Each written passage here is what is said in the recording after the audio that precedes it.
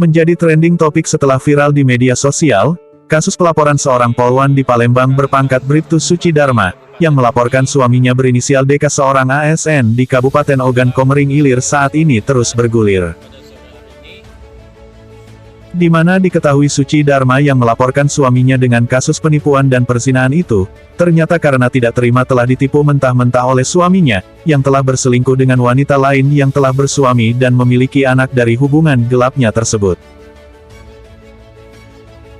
Serangkaian kisah perjuangan Suci Dharma yang menuntut keadilan di mata hukum, ternyata tidaklah mudah seperti saat ini yang telah viral di media sosial, di mana pada awal-awal pelaporan kasus tersebut Suci Dharma diketahui seperti dipersulit, untuk melaporkan suaminya yang telah berselingkuh dengan rekan kerjanya itu.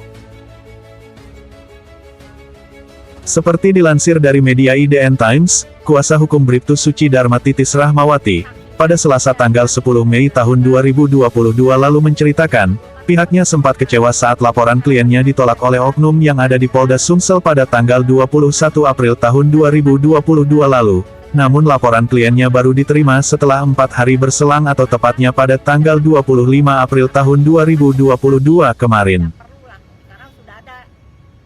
Laporan Suci sempat tidak diterima dan dipersulit.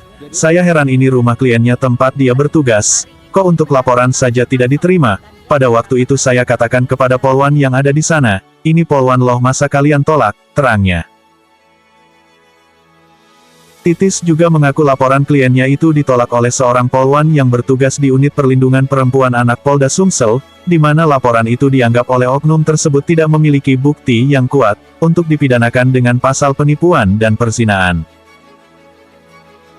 Bahkan kami sempat berdebat soal pasal-pasal, di mana kami disuruh oknum tersebut untuk berkoordinasi dengan jaksa lah. Namun akhirnya ada polwan yang berempati dengan Bribtu Suci karena dalam keadaan hamil 4 bulan, kliennya harus bolak-balik ke unit PPA untuk memproses laporannya dan polwan yang berempati itu akhirnya menerima laporan tersebut.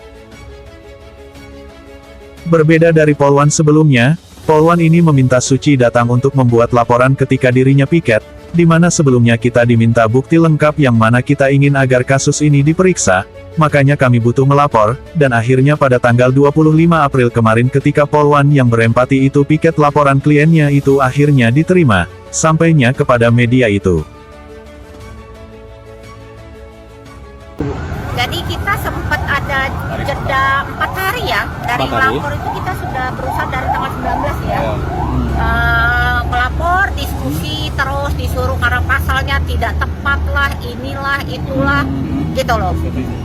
Terkesan dipersulit gitu melapor. Saya sedih gitu, kenapa ini sebagai korps ya, korps polwan gitu. Di rumahnya sendiri saja dia ditolak gitu.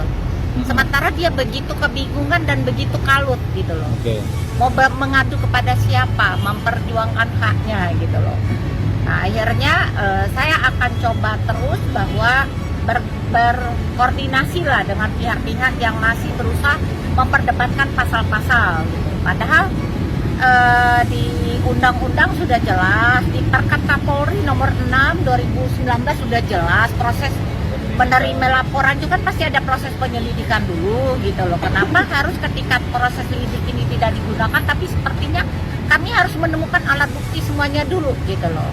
Padahal kami sudah ada alat buktinya, tes DNA sudah ada, pengakuan dari si terlapor sudah ada, dari si perempuan yang itu juga sudah ada gitu loh. Jadi kalau mereka berpatokan ke pasal perzinahannya harus diadukan oleh dari suaminya, itu yang didebatkan yang menurut saya tidak perlulah seperti itu. Harusnya tampung dulu gitu loh. Dengan sudah viral begini ya kami baru melihat bahwa memang sudah cepat ditindaklanjutin. Langsung bahwa hari ini juga saksi-saksi dari kami sudah dilakukan penyelidikan dan sudah dikumpulkan semua data-data. Jadi harapan kami adalah agar kasus ini secepatnya bisa segera disidangkan gitu. Karena menurut kami unsur sudah terpenuhi. Saya rasa jaksa penuntut umum pun akan sependapat dengan kami, tidak perlulah karena sudah ada kasus-kasus seperti ini juga sudah pernah ada di hukum gitu.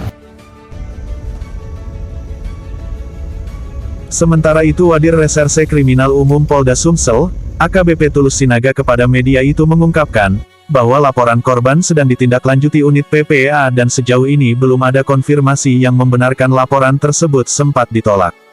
Memang benar seminggu lalu anggota kita membuat laporan dari tindak lanjut laporan tersebut, di mana pihaknya juga masih mengumpulkan keterangan, artinya penyidik kami melakukan penyidikan perkara yang bersangkutan, pihaknya masih memproses dan mendalami fakta serta mengumpulkan barang bukti, di mana nantinya beberapa saksi termasuk pelapor dan terlapor dalam waktu dekat akan diperiksa, jelasnya kepada media IDN Times.